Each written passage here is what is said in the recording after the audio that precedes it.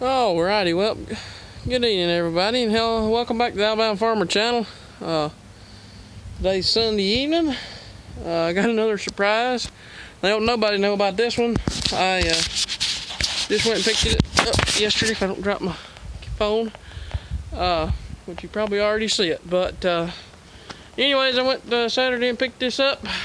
None of y'all probably don't know this yet, but I'm going into the cattle business, so I found a good deal on a hay mower and went and bought it. I guess I'll show it off here. This is a vicon cm240. I believe it's a 7-foot mower. I found it on Facebook Marketplace. It's been on there for about 3 months. Guy wanted $1,000 for it, and he said it needed work, and I didn't know exactly what that meant, so I didn't look at it. I just looked at it once and didn't think no more about it, in other words. And then I decided to take a chance and talk to him and go look at it, and he said it seemed to be locked up, so I thought, well, maybe I can figure it out. And we talked to some of our friends around here, and they got plenty of parts, he said, so we thought, well, we'll give it a shot and go look at it. And me and my grandpa jumped in the truck Saturday and went and looked at this thing. To be honest with you, it looked like a good mower. It didn't look like it's been beat up. It's just been set. And what the guy told me had happened was a feller bought it, and he was an older feller. He cut hay for a few years, passed away, parked it, and his son didn't have any interest in it. Sat for who knows how long. He bought it with a bunch of other stuff, and he just put it on Facebook Marketplace because he didn't need it. He had two other mowers, so, and he didn't want to fool with it because he thought it was locked up. And so anyways, I went to look at it. As you can tell, there's not a lot of paint. There's not a lot of paint missing on the turtles. They're all pretty much got paint on them. So that told me it's never been used very much, because you know how much that grass will wear that paint off real fast. So, and then I got to looking at the blades, and most cutter blades you change out are painted black. Well, there's one of them on here, and there's actually a couple of them up where they bolt under there.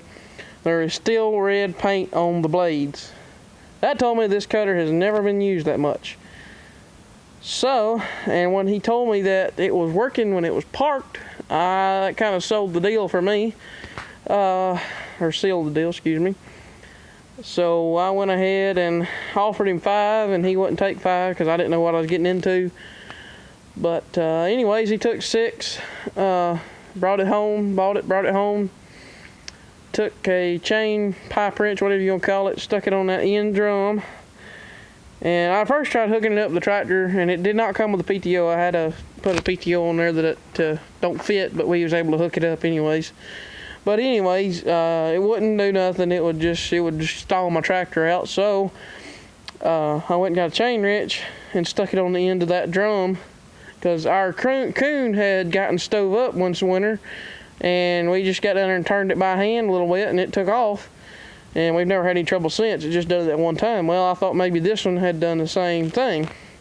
Stuck a pipe wrench on there and put a little effort into it, and it just spun right around. Whole bar spun. And I thought, well, maybe we got us a good one here. Got on the tractor, started it back up again. Lickety split, it took off and is free as a pin. I mean, oh goodness, I didn't expect it to be that easy. It is free as a pin. Now there's some stove blades up, as you can see. A little bit of cutting and a little bit of tapping with a hammer, and that'll loosen all that up.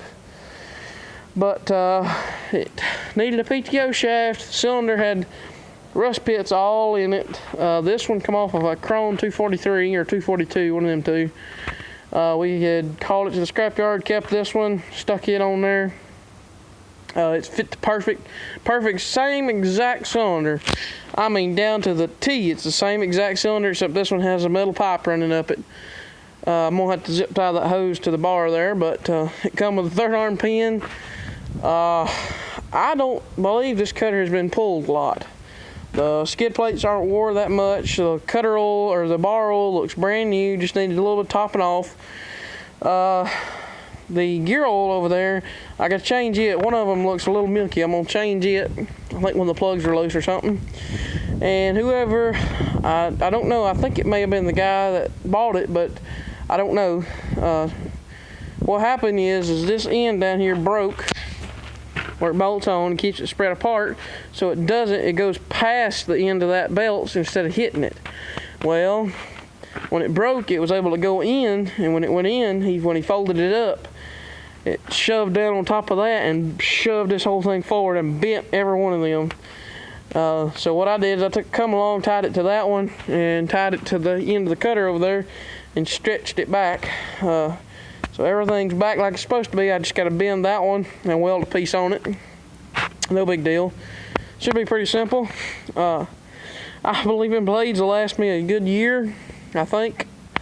Other than that, this cutter, I believe, is ready to go to the field. Besides, I'm going to sharpen the blades, because you can tell they've been used probably one season, maybe, if that. Other than that, this cutter is in mint condition, really, besides paint flaking off, which can be expected, because I'm sure this thing was never stored inside. It was let sit out all of its life.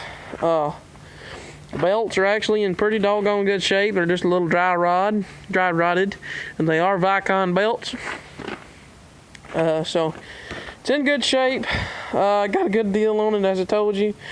I really wasn't expecting to get that good a deal, but I'm glad I did, because I really didn't need this cutter. It's going to make my life a lot easier.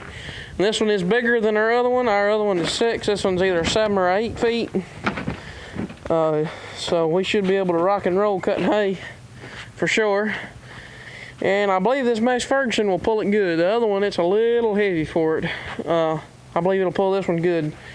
And anyways, if anybody on here runs these Vicon mowers, let me know down in the comments. Tell me what you think about them, because I had no idea. I've never run one, never operated one until now. So let me know what you think. I'll keep some videos posted of it. Just trying to get some stuff done on it, get it ready to go to the hayfield this spring. So thanks for watching. Please comment, rate, and subscribe for more. See y'all on the next one.